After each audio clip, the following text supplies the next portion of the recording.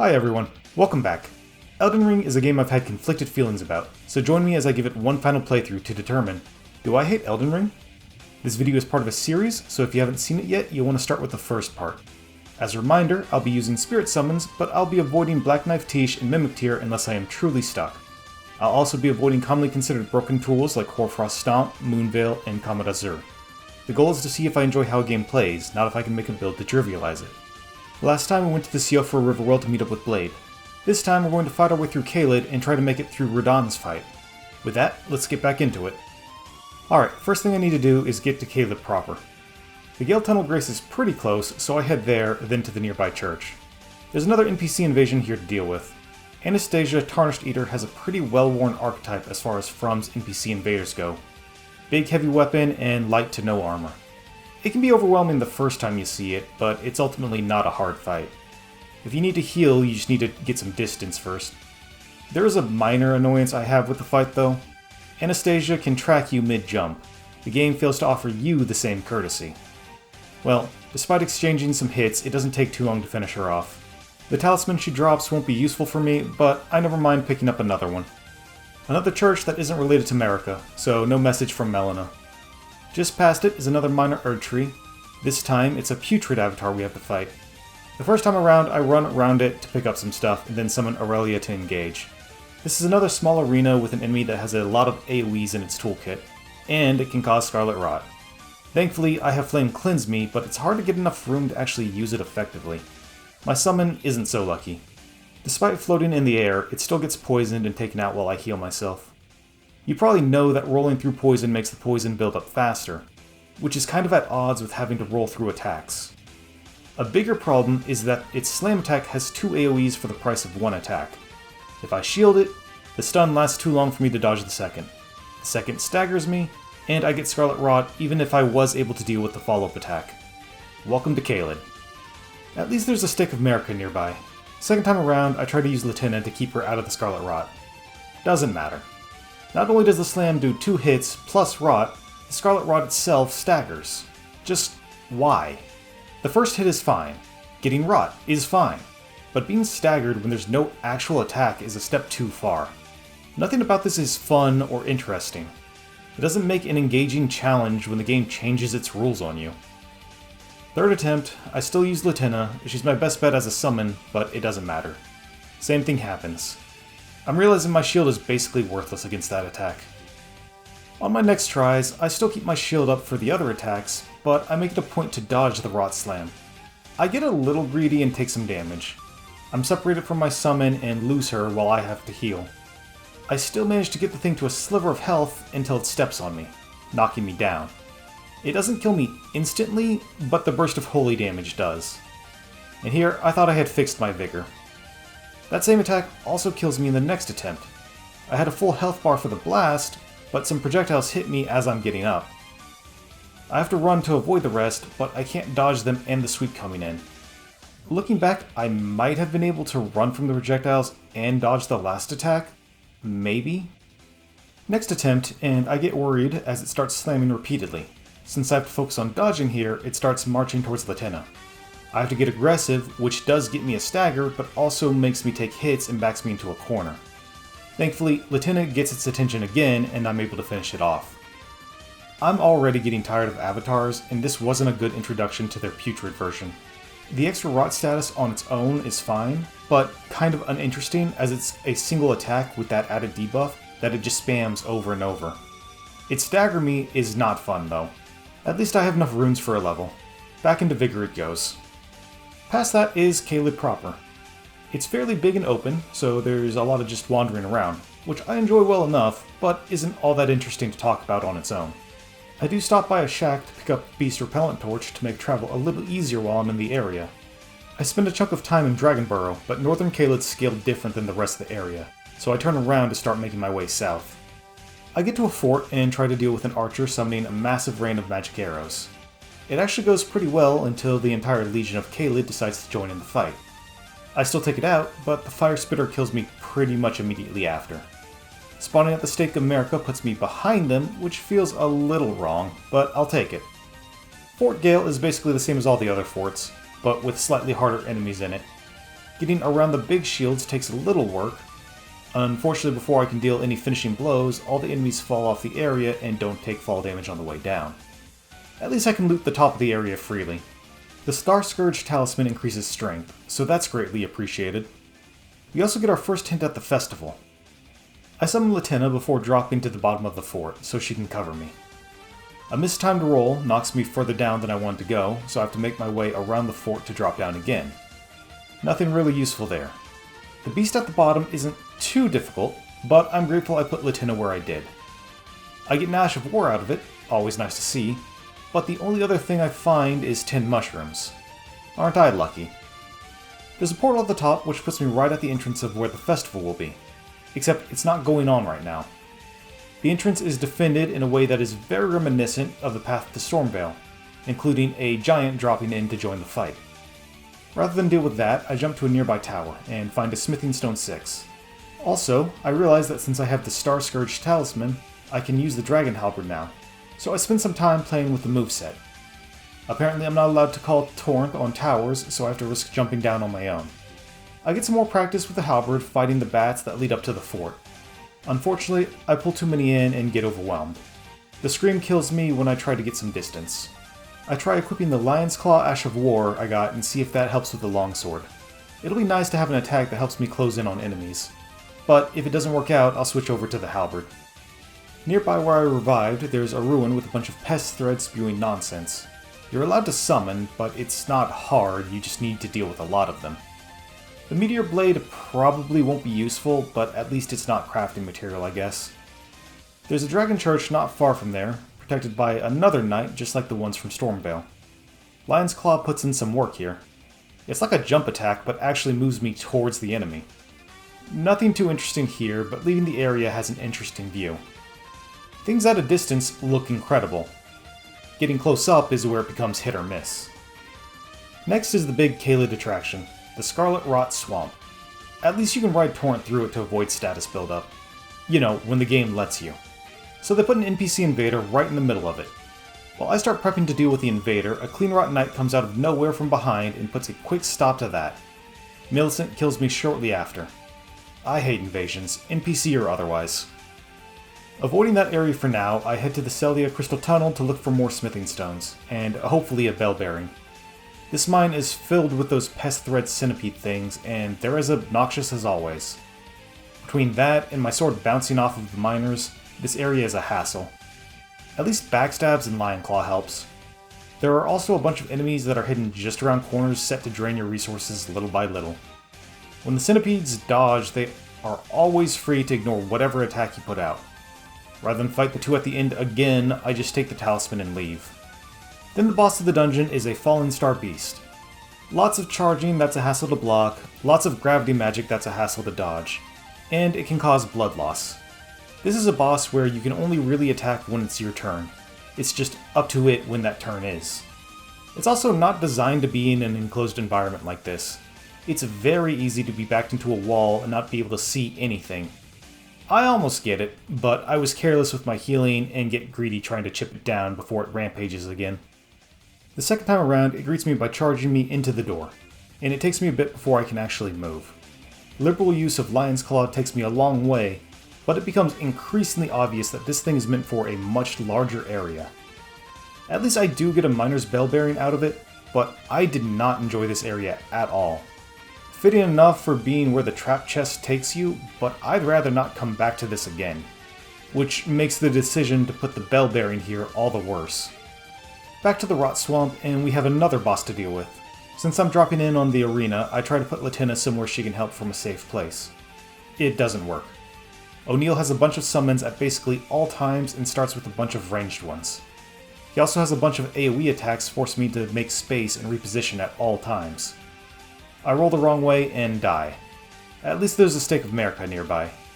The second attempt is very similar, but I at least learn I need to circle around to the left, otherwise attacks that should miss will still hit. Unfortunately, I end up stuck on terrain, and trying to get away from it gives them some free hits on me. At least all the summons ended up together, so I could take them out. Once O'Neill's under half health, he brings in even more summons. Honestly, at this point it feels like I'm not even fighting the boss anymore, just even more reused enemies. I try to kite them and just use magic to focus on the boss, and it works for a bit. Unfortunately, when I run in to try to deal some damage, it gets them behind me, and the round is basically over from there. Trying again, I focus immediately on the summons, who have a habit of kicking me. It doesn't do anything other than stall me, which is frustrating in its own way. O'Neill kills Latina while I deal with this, so for a while it's a 1v1. Then O'Neill takes a chunk off my health with a near arena-spanning AoE. His melee attacks home in on me, and he follows that up with a smaller, faster AoE, and I'm basically dead there. I head back to the round table to check if I can upgrade any of my weapons and turn in the bell bearing. Roger at least understands how insane what I'm doing is. I give Latina another upgrade, but having to run back and forth to check what smithing stones I need, then buy them, gets a little tedious after a while. Did they have to put them at separate ends of the hold? I can't do much about my sword right now, but I can at least upgrade the demi-human staff. Back to the O'Neill fight, and I try to put Latina out of the way again. I try to get the aggro of the boss before focusing on the summons, to limited effect. Switching between lock-on targets the way I need to is kind of a pain, to be honest. I am able to keep Latina up with just a sliver of health, thankfully. For a while, the fight is just going in circles again and again, until he summons his backup dancers. After that, he really homes in on me and uses his AoE a lot more, so I'm unable to protect Latina. His AI is thankfully less aggressive while you engage his summons. This time at least. But they have a nasty habit of ending up right next to him. I am able to take them out though, and once the fight is a proper one-on-one, it doesn't take long to wear him down. Beating him gets me his weapon and a needle. I don't have enough dexterity to use his weapon, but a quest item is a great reward for a boss. I also get another level, so I'm making good progress towards my goal of 40 vigor by the end of Caelid. For what it's worth, the boss in isolation isn't bad. When taken on its own, it's a decent enough fight, and when I can get into a rhythm with it, it's fun. It's just that this is the third fight that uses summons, and there hasn't been too much distance between them. It's compounding the feeling of been there, done that. Just more stuff that makes it feel like they didn't have enough to fill out the map they made. Still, when I look back on whether I liked the area, I still did have fun with this fight, and I'll be counting it as a positive. A little distance from the fight with O'Neill is Gowry, who asks us to find Millicent and will teach us the secret to Celia in exchange. Which he does first, surprisingly enough. Well, Celia is before Millicent. It's not much of a secret though. It's another section of Light the Torches, and you're likely to figure out how to do that easily enough on your own. It's pretty basic. Still, I won't complain about guidance that comes in-universe through characters. The torches at the top of Celia also maintain barriers in front of some items, so I focus on getting those lit before doing anything else. There's a lot of hopping around on rooftops with Torrent to get where I need to go. There are a few enemies up here, but they're fairly isolated and have a habit of just falling off themselves. Glad it's not just me. Once the barriers are down, I run to grab a chest, but I get stuck for a second, and it takes me a bit to get the sorcerer down.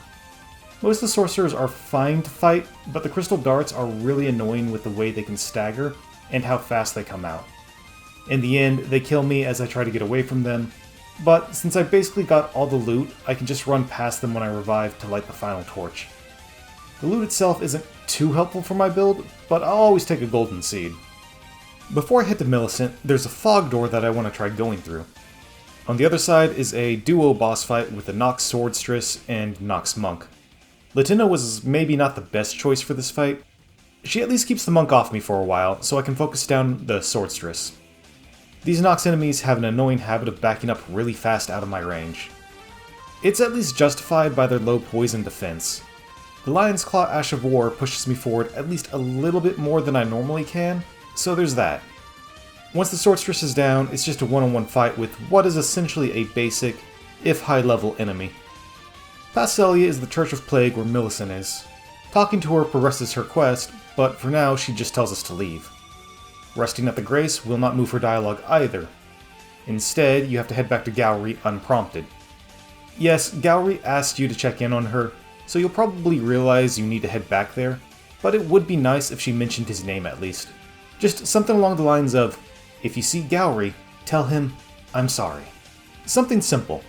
It would also be nice if they put a Grace next to his shack, but at least it's not too far away. Gowry gives us another needle to give to Millicent, so now we need to return to her. We can give her the needle and the screen actually fades to black, but instead of loading anything, we still have to go back to the Grace to move on to the next bit of dialogue. She's thankful for our help and gives a talisman that raises dexterity for our efforts. Then she tells us she'll be going on a journey. We'll see where she pops up again. I check again with Gowry, who also thanks us and sells us some sorceries for the trouble. Checking the map, it says Millicent is still at the temple. Maybe I need to beat Radahn before she sets off? I head to the bottom of the map to start making progress on that, but I do so on Torrent to pick up some items on the way. I'm really not interested in Radahn's fort on its own. Nothing in there is particularly interesting, and we wouldn't see anything new.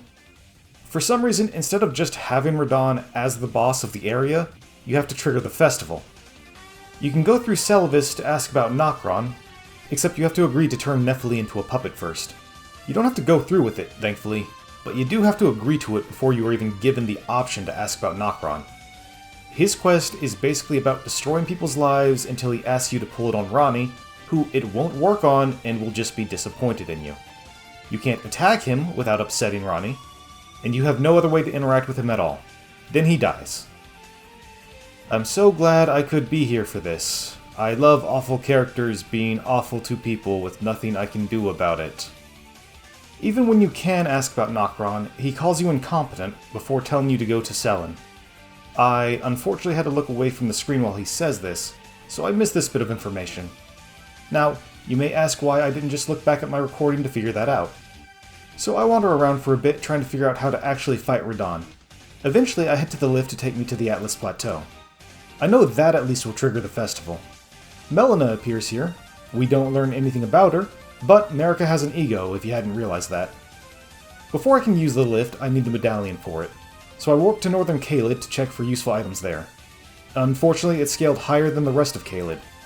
The Putrid Avatar in particular absolutely bodies me. Even on a run where I do everything right, once I make one mistake, I'm sent back to the Grace. I eventually run past it to Fort Feroth. I get half of the Dectus Medallion, which is hidden in northern Caelid for some reason.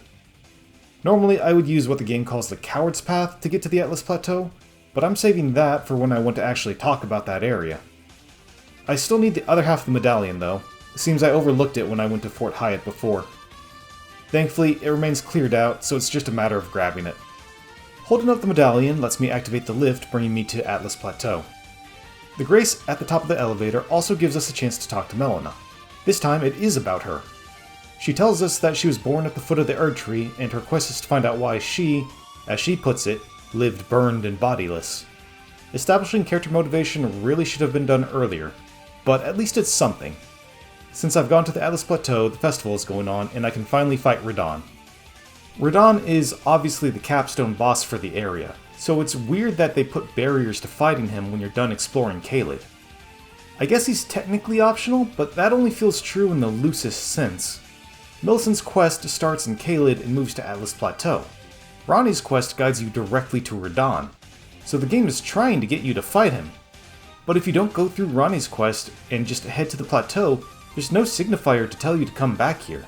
There's not really a good reason not to just make the festival the default state of the fort.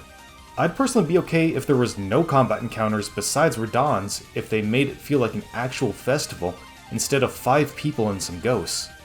If you want to keep the fort as a dungeon, you can just close off the gate between the meeting area and the rest of the fort. Have Blade make a joke about receiving a poor greeting or something and no one would blink twice. You can talk to the other guests, but only Blade and Alexander have anything interesting to say. Talking to the organizers introduces Radahn himself, so when you go to the area you can just immediately start fighting. By which I mean Radahn can pelt you with arrows while you try and set up. I fumble hard in the first encounter, but the gesture popping up didn't help. I have a minor complaint with how far the Grace is from the portal to the arena. They could have just put the portal directly next to the Grace. Again, minor complaint, but it becomes bigger the more tries you need against Radahn. It compounds on how the first phase can also feel stalled, as it's essentially 2 phases of its own. The first part is the approach and setup. The health bar is the distance between the two of you, rather than the one on screen.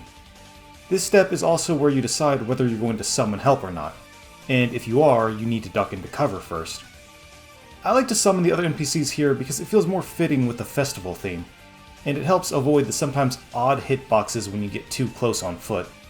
This is also the part of the fight that had the heaviest nerf when it was first released. For some reason, when the game first released, all arrows did overwhelming damage and had near aimbot levels of tracking. I do not miss that at all. Once the summons and I get close, I spend most of the next round just observing, trying to plan out how this fight is going to go. Unfortunately, when the summons are killed, Radahn focuses on me. Since I'm trying to relearn the fight, I start looking around for where the new summon signs will pop up. This means my camera is mostly pointed away from Radahn while I look around the arena, and he gets close to me without me realizing it. He staggers me with one shot, kills the horse with the second, which staggers me again. Then the final hit kills me. As soon as this hit me, I was dead no matter what. I take a lot of unnecessary hits on the next try, and since a single hit guarantees half my health bar is gone, I waste a bunch of flasks. I'm still able to get him down to the second phase by focusing him down and keeping his attention off the summons. His AoEs still hit them, and I would like if some of them could dodge occasionally, but they also hit me, so I don't have much room to talk. Radahn's second phase guarantees at least one summon will die, but surprisingly a decent number of them aren't hit by it. Things are going well, so of course it can't last. Radahn's homing meteor spell is monstrous. They still home in a lot, and they stagger, so getting hit by one guarantees you'll be hit by others. I try to tag him with some damage and dodge out of the way, but he starts heading right towards me like a speeding train. Since I have to run in the immediate opposite direction, I can't do anything about the meteor's tracking, and I die. I miss homing Crystal Soul Mass. The homing blades just aren't the same. Next attempt, and I think I have the dodge timing for the arrows down again, but I still take some hits because Radahn is just outright faster than me unless I'm running in the exact opposite direction. How do I dodge the AoEs up close anyway? Is it just iframing through it? It seems that way, but at least it doesn't kill me instantly. Can't say the same for the strike he uses after I miss the stagger. I should have known better than to fight on a hill. The next round, I try to play more with the distance again. Torrent really needs a dodge or iframes or something if Radahn can home in on me the way he does, and knocking me off is going to be an instant kill. I at least learned the limits on summoning in the rough area for where they are for the next round, which was the goal for this one. This time my goal is to focus more on hit and run tactics until the slower summons catch up. Once they do, I hop off Torrent so I'm not stagger locked to death again. It works for a while, but once Alexander goes down, I start looking for other summons to bring back in. Thankfully, there are other summons to still keep Radahn's attention while I find the summon signs. Another small complaint. I would like if there was more direct feedback when you summon in this fight. Waiting in an area can be dangerous, but until the summon starts actually spawning, the sign just disappears the same way it does when it's no longer available. Just a distinct sound and a flash of light would be enough. But again, a very minor complaint. With the new summons up, I head back in to deal some more damage. He gets enough damage that he goes through his phase transition while I heal. Thankfully, it's not targeted to me, so I don't have to do much to dodge it.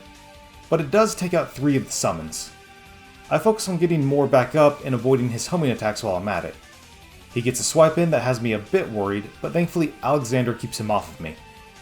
When he brings his meteors back up, I circle him with magic to be able to properly avoid them when they're released. Unfortunately, they've been reducing the range of magic since Dark Souls 2, so my magic doesn't even come close to reaching him, while he can hit me from across the field if he wants to. Still, I'm able to bait out the meteors, which was the goal. One of his gravity magic attacks just slides me across the field, which seemed unintended, but it put me next to another summon sign, which is nice. Then, while I'm prepping to get back in, he activates the same attack he used during the phase transition. Thankfully, I'm far enough from it to be safe. Ultimately, the summons and I bring him down this time. With Radahn defeated, the stars can move again, and a meteor crashes into the Earth. I have to look around a bit for the Grace after he's defeated because for some reason it's behind a hill instead of on it. By the Grace is Blade and Alexander. Blade tells us to go to where the meteor landed to continue Ronnie's quest, which we'll do after finishing Caelid. Both Alexander and Blade give me far too much credit, implying I did much more work in the fight than they did. Which is an odd way to take their character given how the fight relied on them. I guess it's because the canon version of the fight, you at least survived long enough to bring everyone else back as they died. Last thing here is to spend the runes I got, and I can get my vigor all the way up to 40. From here, I'll have more room to play with the build until the endgame. And that was the southern half of Caelid. Both the area and Radahn won't land on my list of favorites, but I had fun. I have some minor grievances here and there, most of them unfortunately built into the overall design of Elden Ring. I'm getting tired of the avatars, and I'm really not impressed with their putrid versions. The mine wasn't particularly compelling, and its boss felt wrong for the area, on top of being reused. The quest to start the festival doesn't really add anything, and I think it should have just been designed with that as the default state. But that's ultimately a very small part of the time I spent in Caelid. O'Neill's a victim of the game having too much space but not enough content, but I genuinely like the fight. Caelid relies a lot on spectacle though, which wears off after a while. It's certainly dramatic to be shunted here from Limgrave, but on its own, it's alright. I wouldn't put it at the level of Siofra, but yeah, I'll say that this area was an overall positive experience. Thanks again for watching my video. What did you think of Caelid? Was your first time here when you fell for the trap chest? Or did you come here a different way? How did you find Radahn? Did you ever fight him before the patch? Let me know in the comments. Remember to subscribe to be updated when I release a new video. If you want to support the making of these videos and other video game critiques, check out my Patreon. See you all next time!